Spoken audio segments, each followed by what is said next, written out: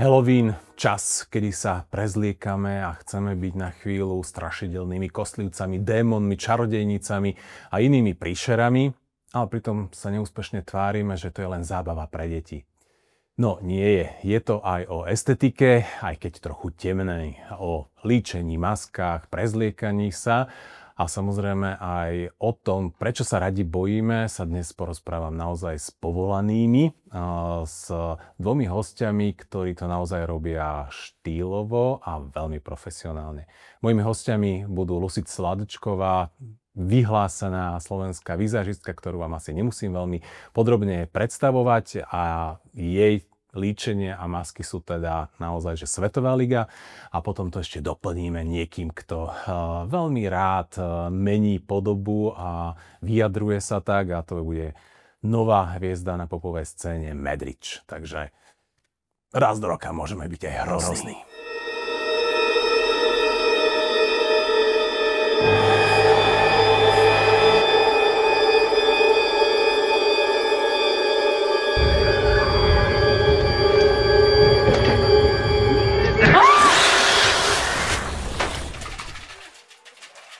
Je to dosť psycho.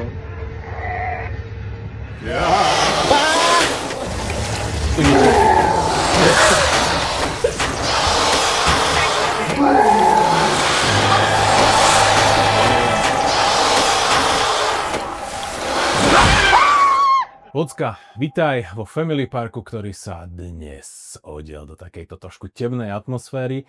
Musím ja osobne priznať, že nie som až takým fanúšikom Halloweenu, ako to teraz vyzerá, ale vnímam tento taký nejaký, som povedal, že udomácňujúci sa sviatok, ktorý sme si tak trošku adoptovali z tých západných končín. A budeme teraz v takej trošku temnej atmosfére. Ty si nám priniesla takúto elegantnú verziu, že nie si až taká strašidelná, takže nebudem sa ťa báť, nevadí? Nie. Dobre. Ahojte všetci. Myslím, že sa ťa nemusí nikto báť, lebo si naozaj veľmi známou tvárou a menom v slovenských končinách, aj keď si teraz nejaký čas bola aj mimo, dokonca mimo kontinent. Vieme, že teda si sa vrátila. Líčenie a vôbec styling je asi tvojou veľkou vášňou a záľubou a asi vzorom a inšpiráciou pre mnohé ženy. Ty si úžasný, pokračuj. Ja som tiež teda veľký obdivovateľ nie Halloweenu, ale tvojej práce. My sme sa spoznali vlastne v nákupy Maniačky, kde si začínal rovnako ako ja, že my sme takí tí matadori, že sme to celé tak nejako postupne si vybudovali práve cez tento formát alebo toto médium. A tam si sa stala naozaj takou ikonou, by som povedal, že ťažkej profesionality, že naozaj robím a stretávam mnoho vizažistov a maskerov, ale ty si teda akože ťažký profík. Ďakujem. Takým vlastným, ako by som povedal, že až čitateľným rukopisom, že častokrát je to normálne, že sa dá určite povedať, že toto robila Lucy. Ja som veľmi rada. Presne túto tému som prebrala včera so sestrou, ktorá sme sa rozprávali na margo Halloweenu a celkovo ako tí ľudia chystajú sa na Halloween, aby sme vedeli, čo je too much a ako teda chystajú deti na Halloween, ako sa ľudia prezentujú na Halloween, aké videá sa tvoria, kto je trendsetterom. A moja sestra mi stále opakuje: Luci, ale tvoj rukopis, ja to až tak nevnímam, aj keď samozrejme spoznáme po rokoch svoju prácu, že si aj zabudnem na tú situáciu, ktorá sa udiela, v ktorej som sa ocitla, ale spoznám to líčenie. Ženy nepoznám, nepamätám si ich a to sa mi už stáva veľmi často, ale spoznám ju podľa toho, že tak túto som líčila ja. Takže stáva sa mi to, ten rukopis asi je naozaj veľmi viditeľný, ale nevnímala som to dlhý čas, že ten rukopis dokáže niekto mať tak silný, pretože mňa baví to skôr to vintage, tie 50., 40., 60., 70. roky a myslím, že každá tá moja práca je tam taký ten nádych.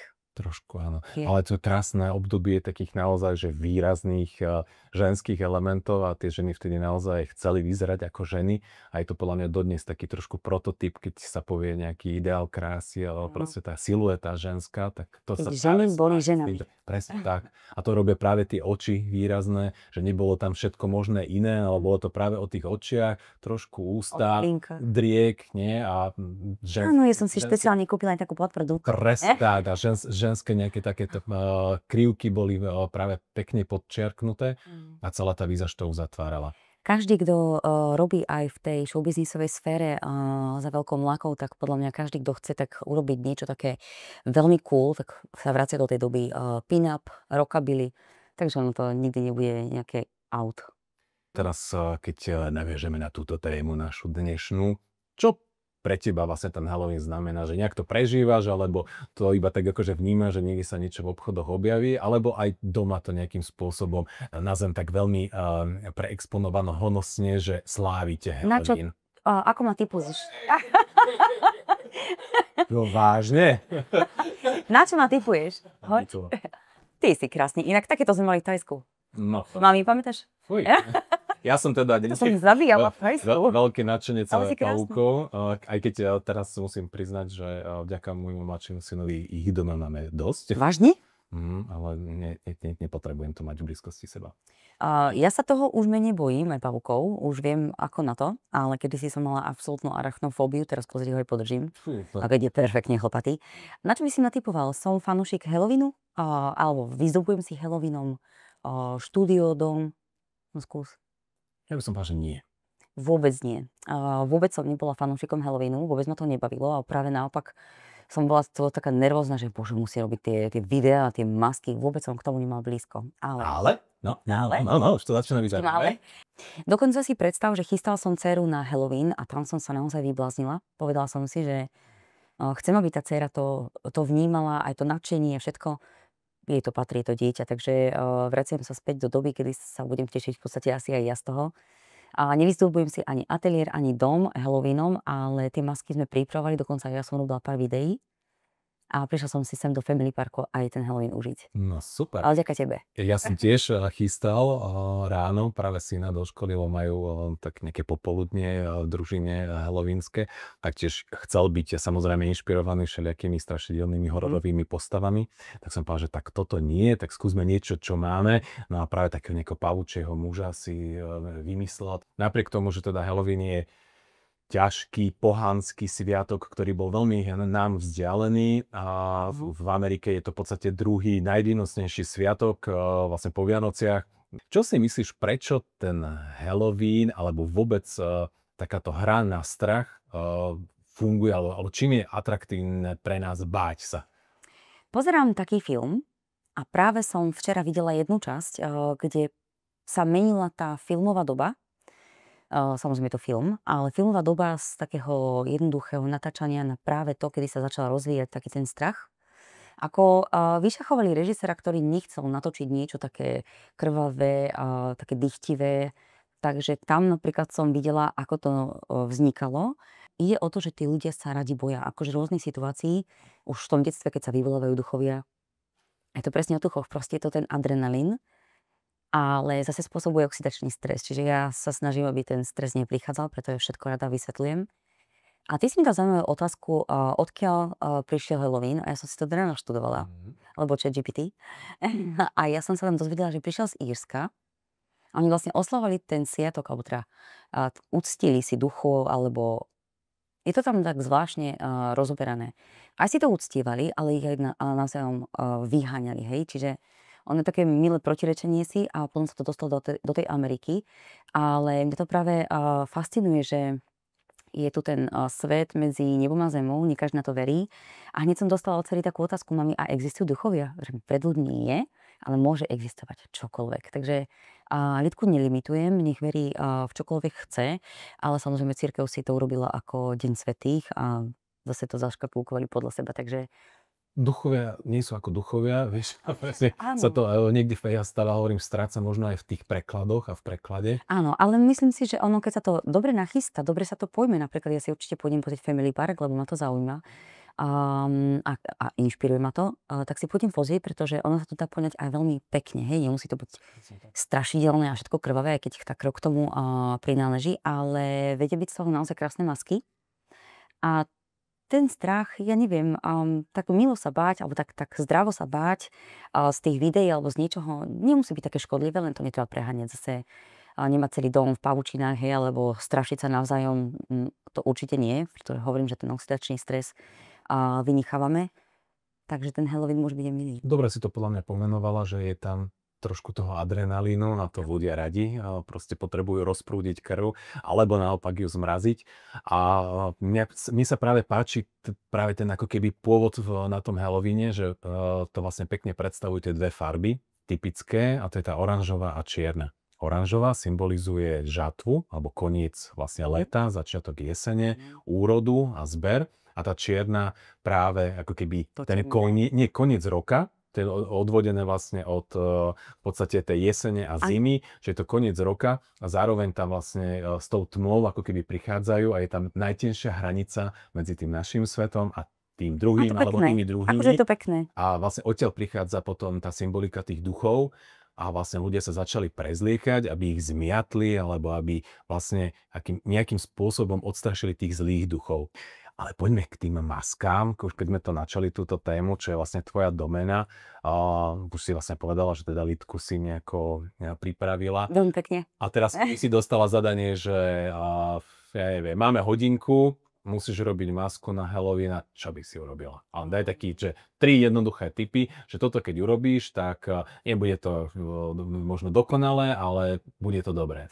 Pre pánov akože je ten najčastejší prototyp Jokera.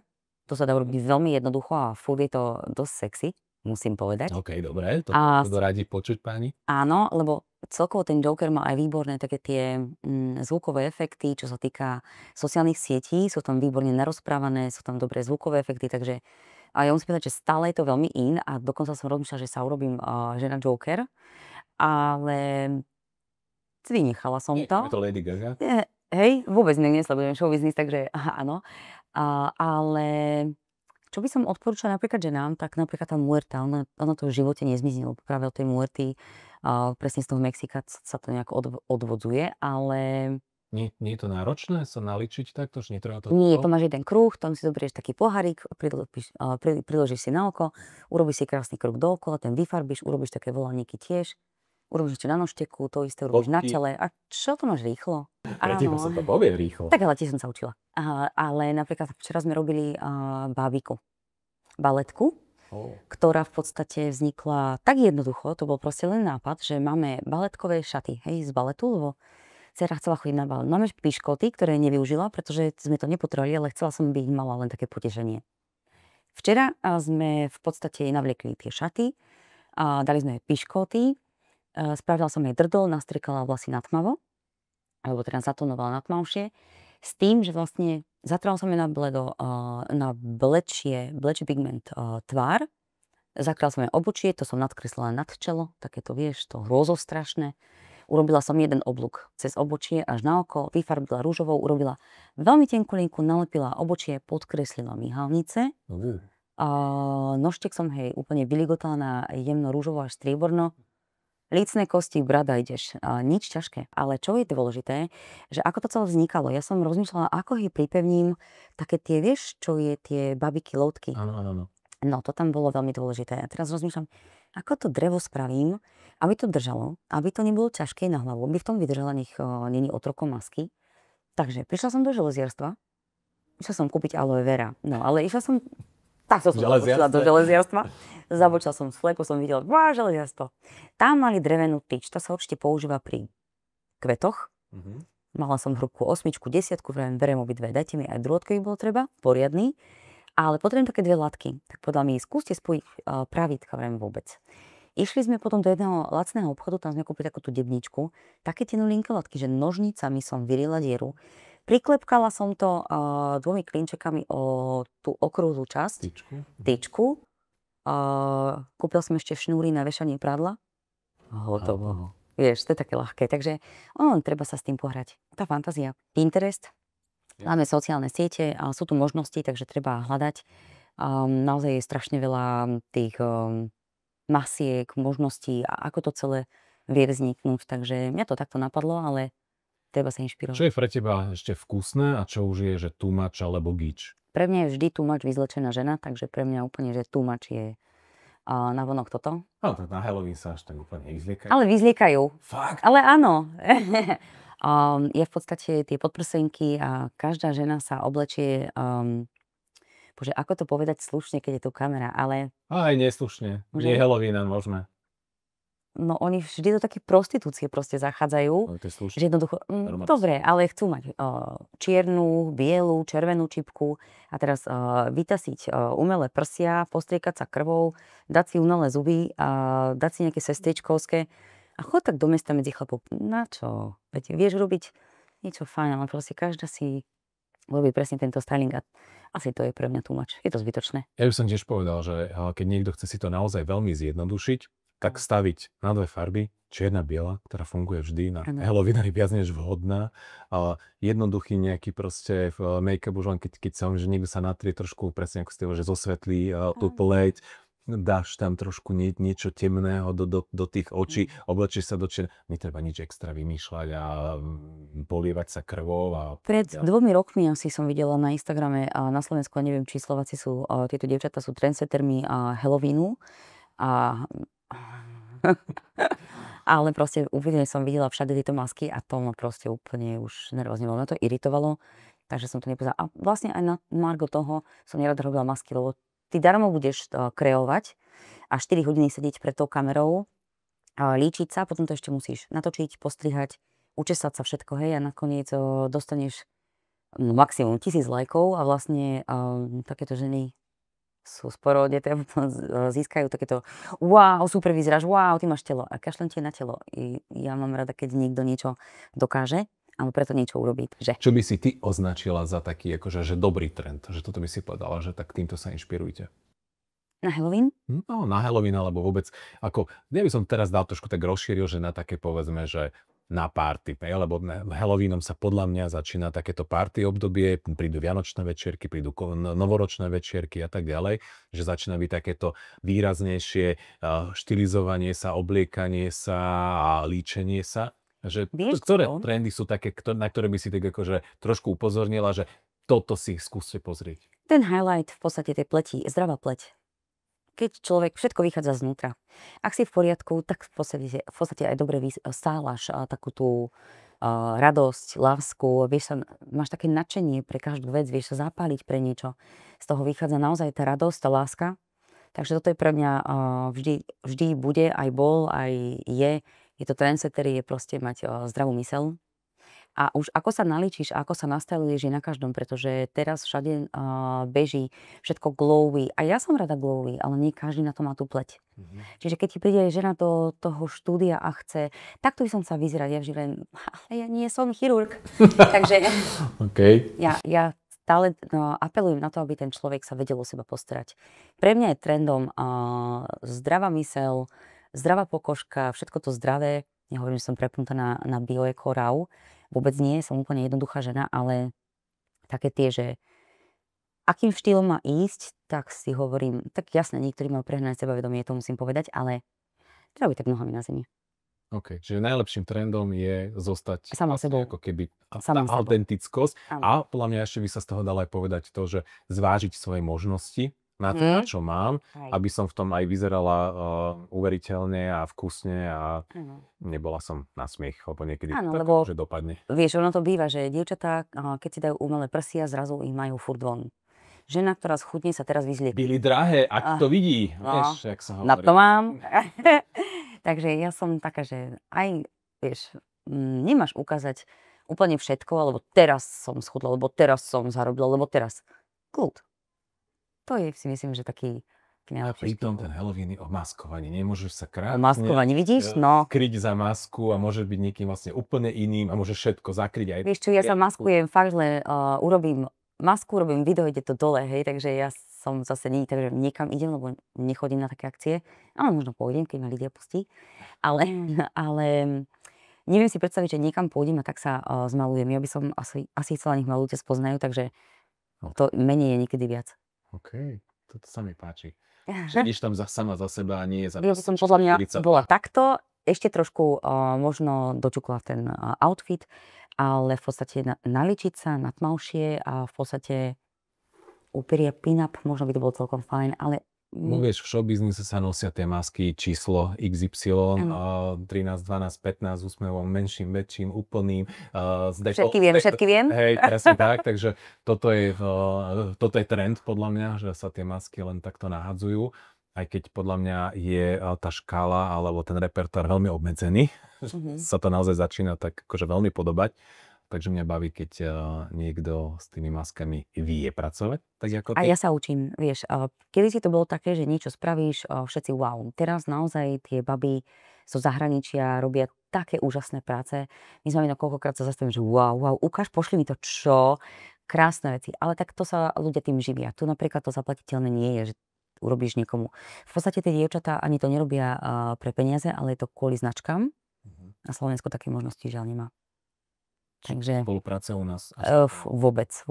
Tu ani značky nie sú, ktoré boli výborné, tak odišli. Takže nemám očakávania a preto sa tomu ani tak veľmi nevenujem.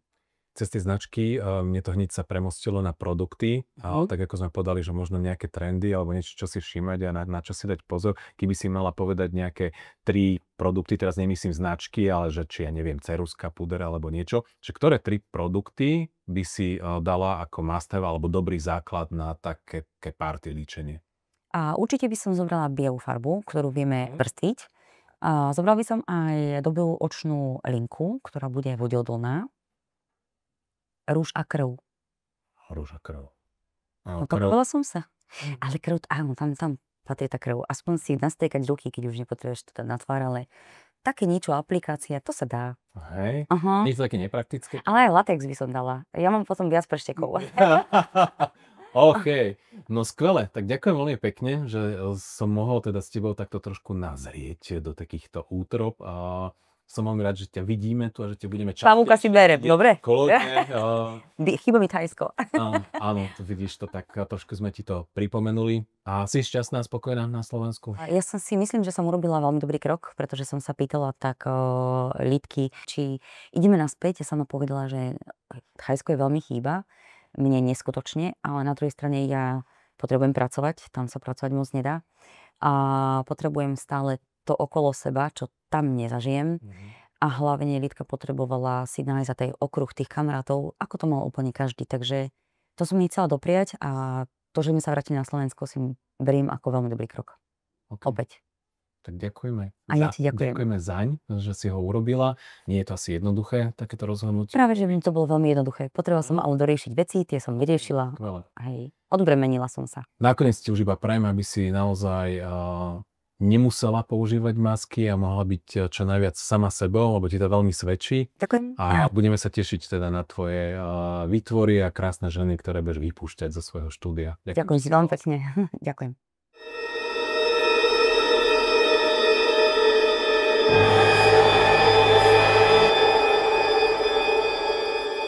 Števo, vítaj.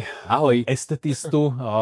Som tak aj rozmýšľal, že či ťa mám oslovať Medrič alebo Števo, ale tak dostaneme asi pri Števovi. Môžeme oslovať pri Števovi, tak sa poznáme dlhé roky. Sa dnes mimoriadne hodí tvoje alter ego, lebo si teda novou postavou na slovenskej pop scéne, si spevák, performer, ale ešte stále komunikačný profesionál. Áno. Čo ťa vlastne živí a tak, ako ťa možno poznajú ľudia, ktorí pracujú v takej tej mediálnej branži. Takže nie si úplne neznáma postavička, neznáma maska, ale o to mám pocit, že radšej tie masky vyznávaš. Tak moja prvá otázka bude hneď možno smerovať k tomu, že použijem teda dnešnú tému, a to je Halloween, že je to pre teba viac rituál, hra alebo marketingový produkt? No, prvýkrát mám v živote nejakú masku na tvári, takto na Halloween, že mám niečo dokreslené. Inšpirovali sme sa Davidom Bowiem, to je teda aj moja inšpirácia v takom tom umeleckom prejave. Čiže vyslovene, že maska takéhoto druhu je u mňa prvýkrát. Ale v tom Medričovi, ty si bol na tom mojom prvom showcase, ktorý bol niekedy v máji a vtedy som akože to potreboval nejakým spôsobom odprezentovať ľuďom, s ktorými robím, ktorých dlhé roky poznám, ktorí ma evidujú hlavne profesionálne, keďže stále teda mám agentúru s skvelým tímom a pracujeme pre skvelých klientov. Čiže vlastne trošku to bolo tak akože iný svet, do čoho ja idem. Dosť iný svet a hlavne to potrebuješ vysvetliť samozrejme rodine, priateľom, svojmu okruhu, ale ľuďom, s ktorými si robil, alebo sa poznáš, že akú energiu teraz máš a čo ideš teda akože prezentovať. Aj ten showcase vtedy sa tak začínal že vlastne som mal tú masku, aj v tom vlastne prvom svojom videoklipe to bola skladba Paradox, ten videoklip režiroval Mišo Nemtuda, tak vlastne to bol aj jeho taký nápad, keď sme tak spolu navnímavali to, čo ja v tých textoch mám, lebo tie texty som si teda písal sám, že čo budeme vlastne robiť, ako sa ten príbeh tam rozvinie, tak on tam vlastne ako keby použil tú masku a nakoniec potom však divadelní maskery a kostýméri mi to vyrábali, ale bola použitá aj vlastne v tom showcase, že som tak vlastne začal, to bola taká tá flitrovaná dlhá maska, takže tam som ju mal a je to vlastne aj v textoch veľa využívam, že the mask I worn too long. A to je vlastne paradoxne to, čo som ja žil predtým. Tá autenticita pre mňa úplne sa zrodila ako keby až od toho mája, kedy naozaj som ja zažil to, že som si to vyskúšal predtým, skúšal som to predtým, pred ľuďmi sa neskúša. Ja som vedel, do čoho idem, ale že som tým ľuďom ukázal tú energiu, dostal si ten feedback späť. Či som robil v televízii, v Markize, alebo som robil v Európe 2. Tam ideš proste s nejakým flowom. A ja som tú prácu miloval, ja som vždy každú svoju prácu miloval, či som teda mal aj tu, robil v PR, aj doteraz to milujem, hej, že taký ten poriadok sadnúť si, ideme robiť, ideme pripravovať kampane, veď to je vlastne tá kreatíva. Avšak vlastne to moje vnútro autentické potrebovalo prejaviť, ako keby dať vonku nejakým kreatívnym spôsobom aj ten smutok, ktorý ten človek prežíva, lebo tá maska tých ľudí spočíva dnes úplne presne v tom, že ty nemáš akokoľvek šancu zistiť, že niekto je smutný, lebo niekoho niečo trápi. No nie, preboha, veď ty keď si smutný, tak pomaly ti vonku chcú podať prvú pomoc, že preboha, čo ti je? To je normálne. Je to sa tak natíska mi otázka, že ako performer, že tá maska vlastne, že či chráni, alebo odhaluje. A ja mám pocit, že ten tvoj vlastne ako keby prerod prišiel práve, že tým, že si nasadil tú masku, si vlastne ukázal tú svoju pravú tvár. No. Že ja to takto vnímam, že je to vlastne trošku taký ten opačný princíp, než ako to ľudia robia, že vlastne ty si nasadením tej masky vlastne prišiel ako keby do seba a vlastne ukázal si to všetkým, že toto som ukázať ľuďom zrkadlo. To je ten môj, ako keby trošku aj akože bolo cieľom, napríklad pri tom prvom performance z toho vlastne, že pozerať sa vlastne do zrkadla s tou maskou, dať si ju dole. Tak som sa aj hral tam veľa s tými zrkadlami, aj v textoch presne využívam akože to zrkadlo, lebo to je presne to, že tí ľudia, aj mám pocit, aj teraz, ako keby, však my v podstate sme na úplnom začiatku, že začíname prosto s tou hudbou, ja stále tvorím, teraz som si nahral nejakú slovenskú pesničku, ale ukazovať ľuďom vlastne tú autenticitu v tom prejave úplnom, ako to cítim, ako sa mi to deje v hlave. Moja hlava znútra, to sú, že ohňostroje. To keby si zažil, to podľa mňa normálne, že porazí ťa a chceš si zvon preč. Som tiež taký tvorivý človek, takže mávam tieto stavy a poznám to. A že to chcem vlastne akože dať vonku a zistil som aj pri tých akože nejakých performance, ktoré som už mal ako keby pred ľuďmi, že tí ľudia ako keby sa tak boja tých mojich emócií. Že oni sú veľmi proste také, že silné, je toho veľa. A niekedy sú aj temné, že tie texty sú celkom temné, akože ja som mal také temné obdobie, že som si to prosto zažil a rád som, že som to dal vlastne von a ukázal to. Lebo každý si tým prejde. Každý si prejde prosto nejakým obdobím, teraz ho nazvieme čierna-biela, hej? Áno, sme v téme stále, aj temné obdobie. Nazvime to čierna-biela, dobre, zle. Kľudne, ok, v pohode, ak to tak nazývate, v pohode. Ale nie, všetky obdobia, alebo každá nálada má isté farby a odtiene a áno, niekedy je to proste temnejšie, niekedy je to svetlejšie, ale keď nepoznáš to tmavšie, tie tmavšie odtiene, tak nespoznáš tie svetlejšie, nevieš ako chutia, nevieš si ich vychutnať.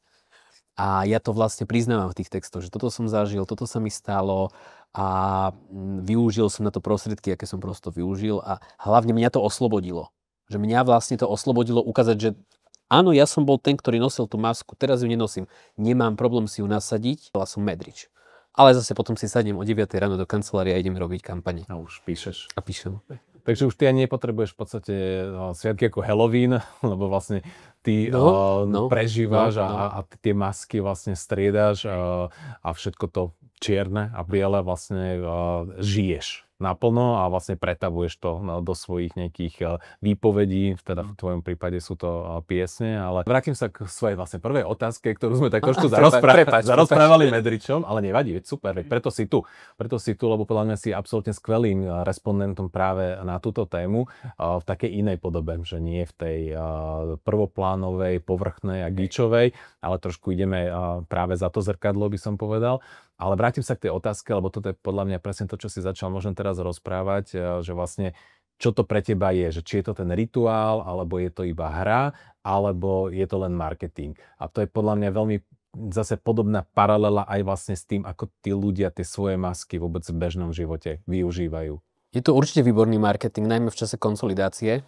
Ale teda, čo som chcel povedať, že tí ľudia, podľa mňa, keď si dajú tú masku, možno som to aj s tým Medričom tak trošku pochopil, že keď si na Halloween dajú tú masku, teraz ja si ju dám a pod tou maskou, teraz ideme hej do mesta, tvárme sa, alebo ideme niekde von, lebo niečo. Môžem urobiť čokoľvek, wild, crazy, niečo iné, out of my box, ako ma ľudia poznajú a skryním sa za tú masku, že ma nepoznajú. Čiže chráni ťa tá Chráni ma tá maska, chráni to. Ale vlastne tí ľudia možno si tak akože neuvedomujú, že áno, oni možno môžu urobiť, alebo sa cítia, že môžu teraz na toho Halloweena urobiť niečo iné. Alebo niečo možno autentickejšie, práve že naopak, hej? To je vlastne zase to podobné, ako ty teraz hovorili, že na ulici ťa tá maska možno chráni, alebo na nejaké party, ale na tom stage ťa podľa mňa odhaľuje. Odhaľuje. To je to, čo hovorím. A to je vlastne s tým Halloweenom, že vlastne oni sa chcú odhaliť, ale zároveň na to využívajú tú hru a tú masku a to všetko okolo, to kšoví, ktoré vlastne im vytvára to bezpečné prostredie, že vlastne môžu byť sami sebou, napriek tomu, že majú na sebe litre krvi. A to je presne to moje obdobie, kedy hovorím, že áno, keď som robil aj v televízii a aj v rádiu a keď akože som mal vždy toho veľa, lebo však ADHD, 3 roboty a presne takéto moje obdobie, že rýchle obdobie a ten flow s dobou, tak paradoxne to bol čas podľa mňa, kedy som nosil ja masku. Lebo ideš proste presne s tou líniou, urobíš, čo chcú ľudia vidieť, lebo ti to dá lajky na Instagrame, dá ti to popularitu, dá ti to proste neviem čo, nového frajera, alebo neviem. Poviem trošku prakticky, že masky, aké masky sú pre teba zaujímavé, bezpečné, alebo do akých masiek sa najradšej štilizuješ? Mám kamošku, ktorá vždycky hovorí, že idem do práce, nasadím masku číslo 4, taký polovýznamný úsmev a žiadna emócia, vieš, že tak každý má takto pomenované masky. Ktoré sú tvoje obľúbené? Fú, to je pre mňa akože veľmi ťažké, lebo ja od istého obdobia, už v čase, keď som začal tvoriť pesničky a písať tieto veci, tak som sa stal strašne autentickým človekom. A to je ten problém u mňa, že vlastne otvorená kniha a tým pádom akože dostaneš z každej strany, ale áno, teraz je to obdobie, kedy si vlastne tie masky paradoxne užívam. Tá maska pre mňa, keď idem do práce, tak to je presne taká tá, že postavím dneska do práce, dneska akože som takýto usporiadanie pôsobí. OK. Hej? Teraz nepôsobím usporiadanie. No a to som si povedal, a teraz poďme k tým, povedzme, že teatrálnym, alebo tým imidžovým. Teatrálne, tak tam si sa teda riadne upustil. Tak čo je tým motivátorom, alebo čo sa ti na tom páči? To si strašne užívam, že ako keby ten Medrič není len tuto v hlave, ale tí ľudia, s ktorými robím už nejaký asi rok, že teraz nehovorím, že o mojom producentovi, ale presne o tých, že kostýmerka. Mám jednu stabilnú mladú babu, Lauru Krecinovú pozdravujem, úžasná, mladá, talentovaná divadelná kostýmerka, budúca. A navnímala ma od začiatku, od prípravy prvého klipu super a tam sme sa presne už hrali s tou maskou. Ona bola autorka tej prvej masky, hej. Zároveň ďalší mladý človek, ja milujem týchto mladých tvorivých ľudí, že vlastne nešiel som ako keby do toho Medriča, do toho projektu s nikým, že by som si stával to na menách. Ako Anno Mišonem tu mi robil klip, hej, ale že nestával som to, že teraz má obliekanie Mikloško, alebo kto, jasne, hej, proste čo človek to na meno? Mladej energii, na mladých ľuďoch, ktorí ma navnímali tie moje texty, navnímali, o čom to je, čo vlastne ja chcem. A toto si ja úplne užívam, že si sadnem s kostýmerkou alebo s make-up artistkou, Veronika pozdravujem, ktorá je autorom teda tohto a poznajú ten môj ksicht, poznajú, ako mám náladu, poznajú, čo chcem vlastne od toho docieliť a tam sa vytvorí teda na maska, alebo že čo, hej. Ale máš rád všelijaké blinky. Ježiš, áno, ja som stráka. Ježiši Kriste. Stále na tebe niečo niekde visí, niečo popripínané. To určite, to si akože videl, hej. No. Takže nešetríš detailami a nie, všetkým to vôbec. okolo. Ježiš, ja sú taká straka, vieš čo, ty kokos, akože brutál. Ja normálne a to akože nemám rád také tie lacné bižutérie alebo niečo, ale furt sa pri tom ja kúkam. Vieš? Ale nekupujem to, však mám normálne. Keby si sa mal na Halloween obliecť, čo by si dal na seba? Tak teraz som David Bowie. Aha, že takto by si. Čak on je už duch. OK, ale tak nie je až také strašidelné. Takže Dobrý duch. To je v pohode. Lebo on je dobrý duch. To je v pohode. To bol dobrý čarodejník. Je podľa teba Halloween taký sviatok, ktorý by mohol prežiť v našich končinách, alebo respektíve nejak viac zapustiť korene, alebo stále to zostane len také akože z Ameriky odkúkaná nejaká Podľa toho, ktorým hra? smerom naša krajina pôjde. Ak na všetky 4 svetové strany, tak si myslím, že má šancu možno prežiť. Určite Halloween ostane, ja si myslím, lebo proste to už je medzi tými mladými ľuďmi a hlavne proste presne ako aj Lucy spomínala, alebo som počul spomenúť ju, že máme Pinterest, máme prosto sociálne siete a to je to... Globálny tlak, kde vlastne tí mladí ľudia to vidia, že wow, že toto je super, že to je niečo presne, že out of box, že to by som chcel urobiť, tak to vyskúšajú. Vyskúšajú takú masku, vyskúšajú taký kostým, pôjdu tam a hen tam. Čiže ja som chcel presne toto popočiť od niekoho iného, lebo ja mám pocit, že to veľmi zapúšťa korene a dnes tekvice vyrezávajú v každej škole, pomaly v každej práci, a že to začína byť, že není to len o tých maskách, lebo u nás bola v podstate tá tradícia len fašiangová, karnevalová. Áno. Teraz je to už vlastne 2-krát do roka, ako keby, aspoň aj v tých školách to tak býva, že už sú aj tieto halloweenské párty firemné a vôbec v podnikoch, v baroch sa robia takéto tematické večery, takže je tu niečo, čo tých ľudí na tom baví a tie tekvice proste sa udomácnili. Napriek tomu tu som preto aj povedal, že sa vrátime k zemiakom, lebo na začiatku tí Íri vyrezávali zemiaky a repy. Fakt? Áno, že až potom, keď cukrové repy máme dosť inak na Slovensku. No, vidíš to tak. Ale že som chcel povedať, že budeme mať slovenskú verziu, alebo vrátime sa ku koreňom vlastne Halloweenu. Môj interný prieskum na mojich babkách a tej staršej generácii mi hovorí, aj keď je to malá vzorka, že ten Halloween už tak akceptujú. Roky dozadu, keď sme 12-13 rokov, keď už Halloween aj bol aj tu, aj sa o ňom rozprávalo, aj sa dávali do kostýmov ľudia, ale stále boli ľudia, ako keby tá staršia generácia, prečo to ako keby hanobíte tie dušičky? Presne toto.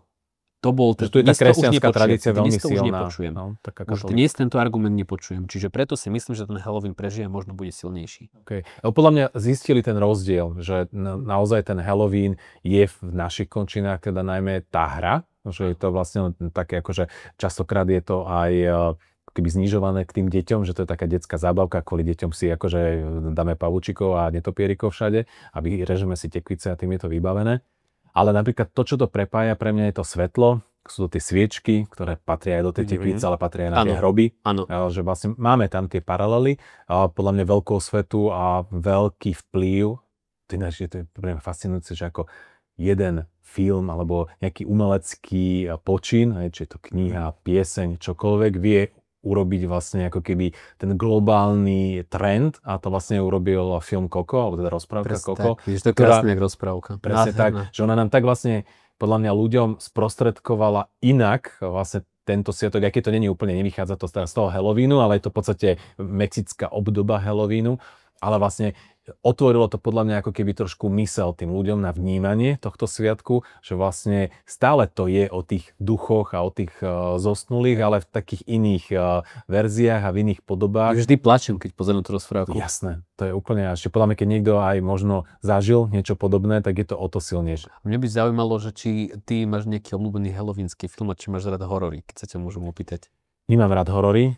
Kedysi som aj mal rád a potom, keď mám rád horory, tak také skôr tie sofistikované, že nejdem prvoplánovo na hej, že toto úplne nemusím, ale trošku také sofistikované, temné a strašidelné atmosféry. Napríklad milujem film Tí druhý s Nicole Kidman. Neviem, či to poznáš. To je pre mňa taká tá priateľná forma. Ale napríklad celkom som sa zapozeral do Tarotu, to bol teraz taký jeden z posledných hororov, odporúčam. Je to dosť síce také akože už že tvrdé, ale toto je asi z tých posledných vecí, ktoré ma tak Death Becomes Her. Milujem. No, tak si musím. To je totálna pecka, pre mňa to musí byť. Ale ešte som začal v tomto období a preto si myslím, že som teraz prvýkrát tak začal akože oslovať toho Halloweena, že doma pri tom Netflixe alebo pri telke a začal som pozerať jedna televízia Slovenska na tom tí vedľajšie programy, čo majú, začala vysielať Čierno-bielých Adamsovcov. Aha. Tú klasiku. No to je pecka. A to si vezmi, že to natočili v 60. rokoch. pre mňa sú Adamsovci presne títo čierno-bieli, taký, že šlabikár Halloweenu, alebo také tejto hororovej estetiky, alebo vlastne stále to je o estetike. Aj pre mňa celý Halloween je v podstate iba estetika v nejakej tej akože temnej verzii, alebo naopak potom takej tej, nazvime to, naturálnej, cez tie tekvice a pavúky a netopiere, aj taká ten základ, ale presne, že toto je ten úplný, že šlabikár. Ono to vlastne aj z toho vychádza, tí starí Adamsovci, že vlastne tá Morticia, krásna žena, pekne oblečená, oni vyzerali dobre, že boli uhladení, že keď nerátame strika Festera spol, ale vlastne už ten dom a všetko, veď aj tá zvučka Their house is a museum where people come to see them, že vlastne oni ako keby prezentovali ten gíč, čo mali doma, oni si mysleli, že im sa to páči, pre nich estetické a tí ľudia sa báli, keď tam prišli, nie? Veď vlastne takto to je, že je to o tej estetike, aj v tom filme starom, no. Teda v tom seriáli. Keď sme načreli do tejto filmografie hororovej, tak úplne prvý horor, alebo teda film, ktorý bol inšpirovaný Halloweenom, sa volal Halloween, teda horor Halloween. Áno. Bol natočený v 78. a pamätám si to len preto, že ja som sa narodil v 78. Takže vlastne... A už si takto v perínke pozeral po Halloween. Prvý Halloween film bol vlastne natočený, alebo teda má toľko rokov ako ja, tak to len taká malá paralela. Počkej, to ide teraz počítať. 47. Dobre. Sme prešli kinematografiou aj nejakou hudobnou tvorbou a ja by som veľmi rád ťa pozval trošku na kolotoče. Čo povieš? Ideme sa toto normálne, že nechať uniesť sa. Ideš. No veď ale sa uniesť a nechať omotať pavučinou a všetkým tým, čo patrí. Strachu a adrenalínu. Dobre, veľmi tu nemusím. Priznám sa, že som sa ešte zvykol obetovať, kým boli moji synovia malí. Teda ešte ten druhý je stále malý. Ale pri tom staršom som to tak akože bral, že to je taká tá obeta na toho rodiča, že musíš. A vtedy ma to ešte bavilo. Teraz už pri tom druhom už je to také stále náročnejšie, lebo som naozaj stále starší. Ale prečo nie? Tak poďme si užiť Family Park. Ďakujem, že si ďakujem, že si ma tu zobral. Strávil so mnou túto chvíľu a venovali sme ju aj takýmto nie až tak strašidelným rečiam, ale podľa mňa aj celkom zaujímavým a že sme si trošku ujasnili tvoje maskovanie a vystúpenie z tých ako keby svetov za zrkadlom, ktoré si vlastne absolvoval tento rok veľmi čerstvo a aj tvoj vzťah možno k Halloweenu, aký máš alebo nemáš. Ďakujem. Bojíš sa? Jasné. Máš to dobre zatiahnuté? Nie, že vyletíš. A nežiť si! Lebo som aj, čo bolo je teraz len vraj. Prídeš za mnou a hovoríš lebo som haj, čo bolo je teraz len vraj. Prídeš za mnou a hovoríš haj. Vo mne nikdy už nenájdeš raj. Vraj.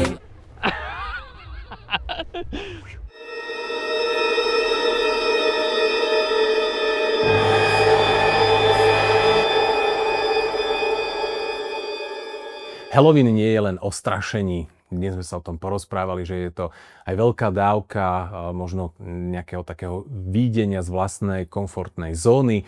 Je to hra, ktorá baví nielen deti, ale aj dospelých a verím tomu, že sme vás minimálne trošku inšpirovali a navnadili. Mojimi hostiami boli skvelá Lucy Cladečková a Medrič. Teším sa na vás na budúce pri možno už trošku menej strašidelnej téme. Nápad, hlas aj úspech pre váš podcast. Komunikačná agentúra GetLike.